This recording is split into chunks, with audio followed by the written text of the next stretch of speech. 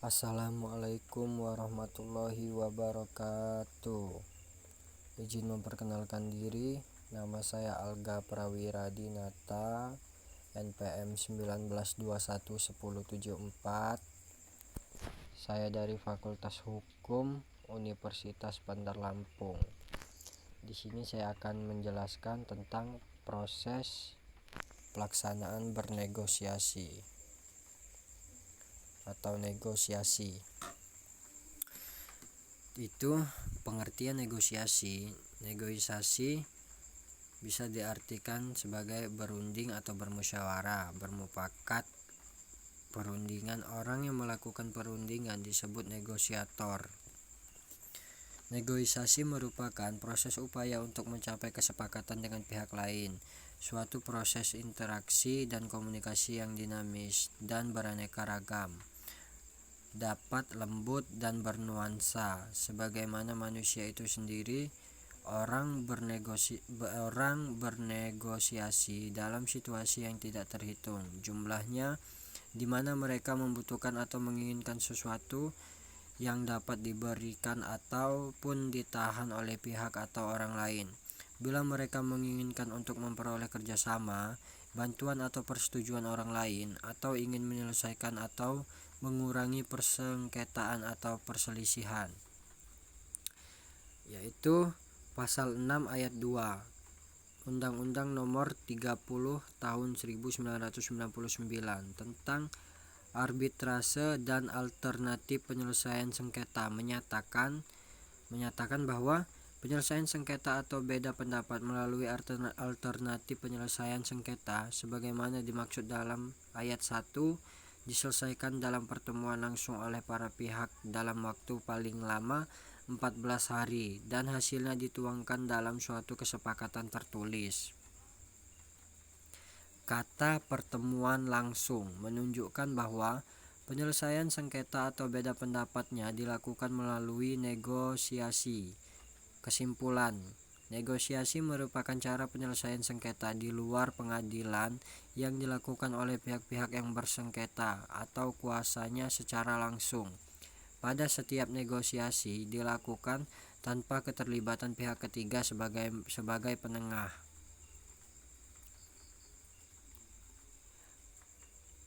Yaitu ada lagi B, teknik negosiasi. Terdapat beberapa teknik negosiasi yang sering digunakan dalam penyelesaian sengketa melalui negosiasi, yaitu yang pertama ada teknik negosiasi kompetitif, dan yang kedua ada teknik negosiasi kooperatif, dan yang ketiga ada teknik negosiasi yang bertumpu pada posisi, dan yang keempat ada teknik negosiasi yang bertumpu pada kepentingan, dan yang kelima ada teknik negosiasi yang bersifat lunak, dan yang terakhir ada teknik negosiasi yang bersifat keras. Teknik negosiasi kompetitif dan kooperatif. Teknik kompetitif diistilahkan dengan teknik negosiasi bersifat alot.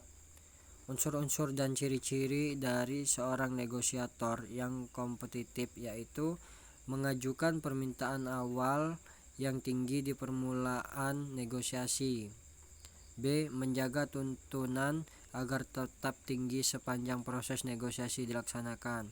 C. Konsesi yang diberikan sangat langka atau terbatas. D. Secara psikologis, negosiator yang menggunakan teknik ini menganggap negosiator lain sebagai musuh atau lawan. 5. Menggunakan cara-cara yang berlebihan dan melemparkan tuduhan-tuduhan dengan tujuan menciptakan ketegangan dan tekanan terhadap pihak lawan. Biasanya tujuan penggunaan teknik negosiasi kompetitif ini adalah untuk mengintimidasi lawan dalam memenuhi permintaan dan tuntunan, membuat pihak lawan kehilangan kepercayaan diri, mengurangi harapan pihak lawan, serta pada akhirnya pihak lawan akan menerima kurang dari apa yang diharapkan sebelumnya. Kepedulian negosiator kompetitif hanyalah memaksimalkan nilai-nilai kesepakatan. Kebalikan dari kompetitif adalah teknik kooperatif, yaitu menganggap pihak negosiator lawan bukan sebagai musuh, melainkan sebagai mitra kerja untuk mencari kesepakatan. Para pihak berkomunikasi satu sama lain untuk menjajaki kepentingan dan nilai-nilai bersama, dengan menggunakan rasio dan akal sehat sebagai suatu cara menjajaki kerjasama. Hal yang dituju oleh seorang negosiator kooperatif adalah penyelesaian yang adil berdasarkan analisis yang objektif, serta atas fakta-fakta dan hukum yang jelas dan saling mempercayai. Dari hasil studi Gerd William Universitas untuk menelusuri efektivitas penggunaan kedua teknik negosiasi tersebut, yang hasilnya bahwa tingkat persentase kegagalan tidak mencapai kesepakatan lebih banyak dialami oleh negosiator yang kompetitif dibanding dengan negosiator yang kooperatif. Negosiator kooperatif yang berhasil mencapai kesepakatan berjumlah 84% dan meneruskan penyelesaian kasus ke pengadilan sejumlah 16%. Negosiator kompetitif yang berhasil mencapai kesepakatan hanya 67% dari kasus mereka dan 33% diselesaikan melalui pengadilan. Angka tersebut di atas menunjukkan bahwa jumlah persentase kegagalan negosiasi kompetitif lebih besar daripada negosiasi kooperatif. Ada dua teknik negosiasi lunak dan keras. Teknik negosiasi lunak menekankan pentingnya membangun serta menjaga hubungan baik antar manusia. Pembinaan hubungan baik menjadi tujuan dari penggunaan teknik negosiasi tersebut. Bentuknya pun banyak dilaksanakan di dalam lingkungan keluarga dan antar sahabat. Proses negosiasi lunak ini cenderung efisien dan pengertian cepat menghasilkan kesepakatan. Teknik ini mengandung resiko lahirnya kesepakatan yang bersifat semua, serta menghasilkan pola menang kalah. Dalam teknik negosiasi keras atau hard, akan bersifat dominan jika berhadapan dengan negosiator lunak. Negosiator keras di satu pihak akan berusaha tidak memberikan konsesi dari menggunakan ancaman dari pihak lain. Negosiator lunak akan memberikan konsesi untuk sekedar mencegah konfrontasi dan bersikeras untuk mencapai kesepakatan. Proses negosiasi yang demikian akan menguntungkan pihak negosiator keras serta menghasilkan kesepakatan yang berpola menang kalah. Teknik negosiasi yang bersifat keras.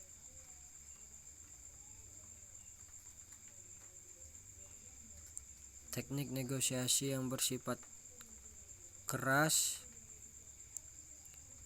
para perunding dianggap musuh, tujuannya mencapai kemenangan, menuntut konsensus sebagai persyaratan dari pembinaan hubungan baik, keras terhadap masalah dan orang, tidak mempercayai perundingan lawan, memperkuat posisi, mengemukakan ancaman, menuntut peroleh sepihak sebagai harga dari kesepakatan, mencari sebuah jawaban sesuatu yang harus diterima oleh pihak lawan, bersikeras memperoleh posisi, sedapat mungkin memaksakan kehendak, menerapkan tekanan. Itu yang keras. Sedangkan yang lunak, para perunding adalah teman, tujuannya menghasilkan agreement, memberi konsensi guna membina hubungan baik, lunak terhadap orang dan juga masalah, mempercayai perundingan lawan, mudah untuk mengubah posisi, mengemukakan tawaran, mengelah atau mencapai kesepakatan, mencari sebuah jawaban sesuatu yang dapat diterima secara sukarela oleh pihak lawan, bersikeras mencapai kata sepakat, sedapat mungkin mencegah untuk memaksakan kehendak, menerima untuk ditekan. Itu tadi penjelasan baik yang lunak maupun yang keras. Dan yang sekarang ini ada 3 teknik negosiasi interest basic. Perbedaan teknik negosiasi yang bersifat lunak dan keras mendapat tanggapan dari Harvard Negotiation Project yang mengembangkan Principled Negotiation. Teknik Principled Negotiation ini merupakan jalan tengah dari teknik negosiasi yang lunak dan keras tersebut agar menghasilkan kesepakatan yang dapat dilaksanakan dan diterima oleh kedua belah pihak. Pada prinsipnya, teknik negosiasi Princess Plate negotiation ini berpijak pada kepentingan-kepentingan orang, people, kepentingan interest, solusi option, dan kriteria yang objektif. Princess Plate negotiation, people, pisahkan orang dari masalah. Konsentrasi perlawanan terletak pada masalah, bukan pada orang. Prinsip kerjasama di antara para pihak sebagai mitra kerja. Interest memfokuskan pada kepentingan, tidak mempertahankan posisi. Options memperbanyak atau mengembangkan alternatif solusi guna mencapai kepentingan bersama. Jawaban masalah lebih dari satu. Pola pikir kerjasama dalam memecahkan masalah. Jangan berpola pikir penyelesaian masalah hanya urusan satu pihak saja. Kriteria dan standar yang objektif dan independen bagi pemecahan masalah. Proses pelaksanaan negosiasi. Gerald Williams menyimpulkan bahwa proses pelaksanaan negosiasi melalui tahap-tahap, yaitu yang pertama ada tahap orientasi dan mengatur posisi, dan yang kedua ada tahap argumentasi, dan yang ketiga ada tahap keadaan darurat dan krisis, sedangkan yang keempat ada tahap kesepakatan dan upaya pilihan. Menurut Howard Raifa menyatakan terdapat beberapa penahapan proses pelaksanaan negosiasi, yaitu yang pertama ada tahap persiapan, dan yang kedua ada tahap tawaran awal, dan yang ketiga ada tahap pemberian konsesi, dan keempat ada tahap akhir permainan. Negosiasi hanya dapat berlangsung secara efektif dan mencapai kesepakatan yang bersifat stabil apabila terdapat berbagai kondisi yang mempengaruhinya, yaitu yang pertama ada pihak-pihak bersedia bernegosiasi secara sukarela berdasarkan kesadaran yang penuh, dan yang kedua ada pihak-pihak sudah siap untuk melakukan negosiasi, dan yang ketiga pihak yang bernegosiasi masing-masing mempunyai kewenangan untuk mengambil keputusan, dan yang keempat memiliki kekuatan yang relatif seimbang sehingga dapat menciptakan saling ketergantungan, dan yang kelima ada mempunyai kemauan untuk menyelesaikan masalah.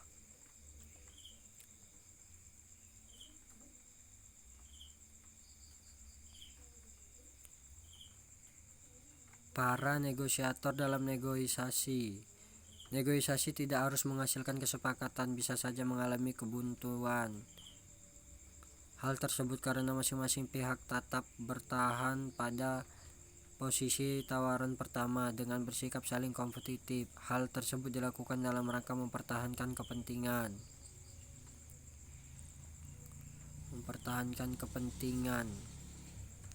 Interest, hak-hak, dan status kekuasaan power yang dimiliki para pihak. Para pihak yang bersengketa ingin kepentingannya tercapai, hak-haknya dipenuhi, serta ingin status kekuasaannya diperlihatkan, dimanfaatkan, dan dipertahankan. Ketiga hal tersebut merupakan faktor penentu berhasil atau tidaknya para negosiator mencapai titik temu sebagai akhir dari proses negosiasi. William R. dalam bukunya Getting Past No Negotiation Your Way from Conflict to mengemukakan 5 kendala utama menuju kerjasama, joint problem solving, yang sering dihadapi oleh para negosiator beserta cara mengatasi kendala tersebut, yaitu yang pertama ada reaksi kita, dan yang kedua ada emosi mereka, dan yang ketiga ada posisi mereka, dan yang keempat ada ketidakpuasan mereka, dan yang kelima ada kekuatan mereka. Baiklah, mungkin itu saja yang bisa saya jelaskan tentang proses pelaksanaan negosiasi. Lebih kurangnya saya mohon maaf. Wassalamualaikum warahmatullahi wabarakatuh.